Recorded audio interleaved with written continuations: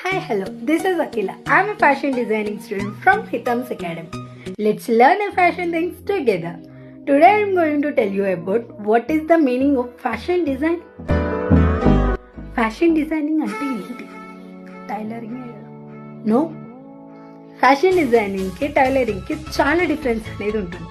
మీరు చెప్పేది ఎలా ఉంటుంది అంటే మేస్త్రి సివిల్ ఇంజనీర్ ఒకటే కదా, మెకానికల్ ఇంజనీర్ ఒకటే కదా. అలా అంటే no, there is a difference. అందుకే కదా 2 నేమ్స్ పెట్టారు. టైలరింగ్కి ఫ్యాషన్ డిజైనింగ్కి కూడా చాలా డిఫరెన్స్ అనేది ఉంటుంది.